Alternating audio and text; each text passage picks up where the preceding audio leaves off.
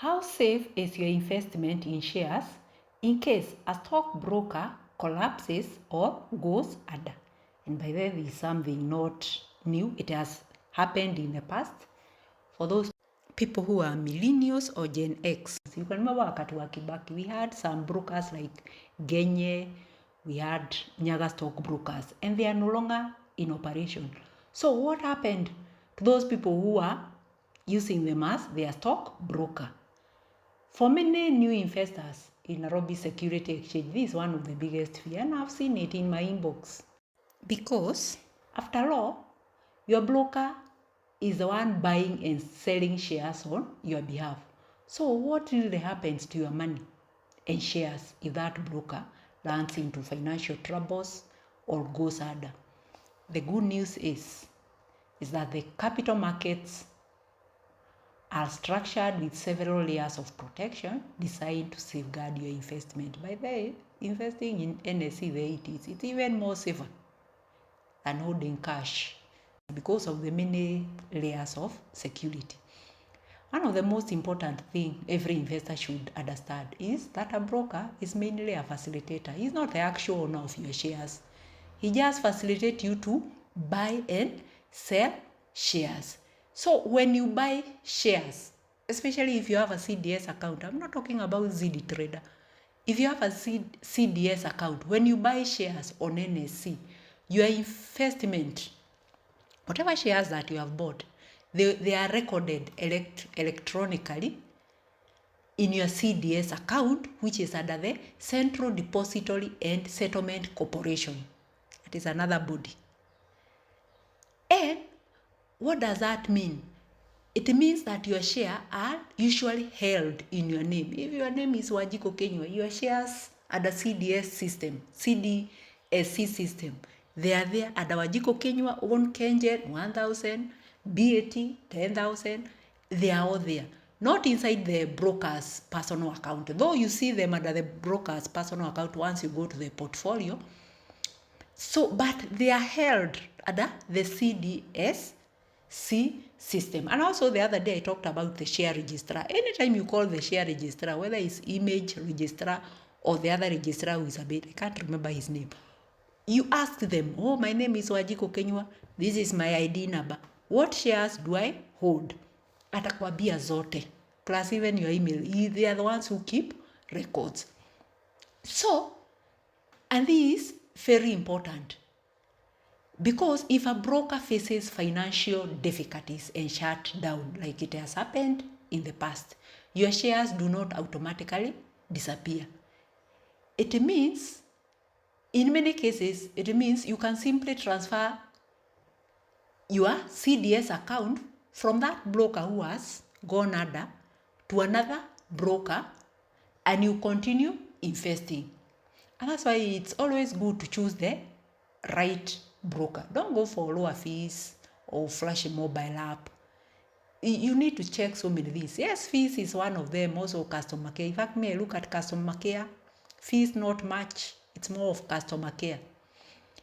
Go for a broker who offers you security, regulation. In fact, this is one of the things that once you're investing in Nairobi Security Exchange, a broker should be regulated.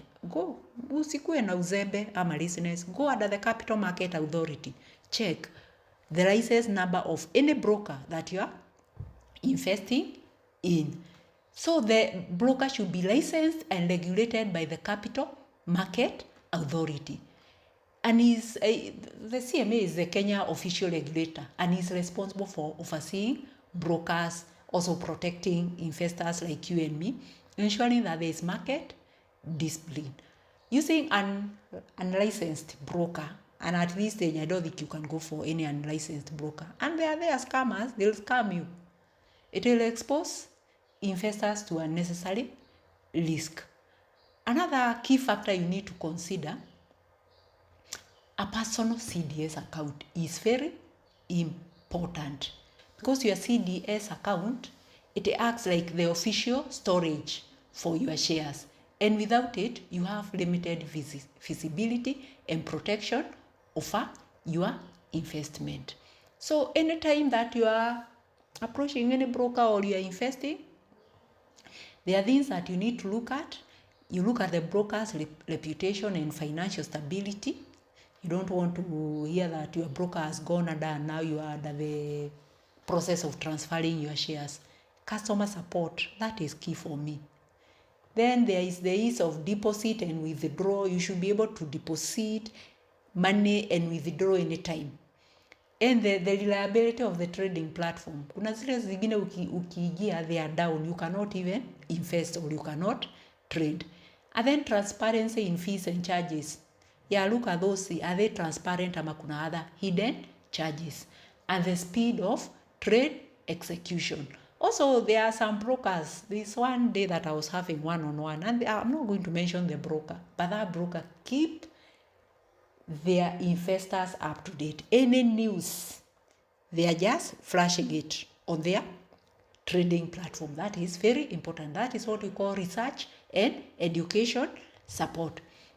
And often, most experienced investors, they often prefer brokers with strong track record, who have good governance and have many years of operation in the market. And that is me. That's what I look for. Even wherever I invest, I look how many years of operation do you have in the market. You have been tried and tested. So if a broker goes under, your shares still belong to you. And another licensed broker can help you access or transfer them to yourself. And I can remember it happened. My brother used to trade with Nyaga Stockbroker and he was able to transfer them to there and there. And you do not automatically lose ownership of your investment. Yeah, they are there under CDSC and under the share registrar. However, what you need to be doing every now and then as a smart investor, you need to confirm that shares appear in your CDS account. The moment you buy a share today, it will appear under your portfolio immediately. But in your CDSC account, which is also stock holding, check under that platform something we call stock holding. They will show settled or officially registered under your CDS account after 2 working days. So like assume I bought shares today, they'll appear under my stock holdings on Thursday. Keep on checking that stock holding just to be sure that your CDS is being updated with the shares that you are buying. Thank you.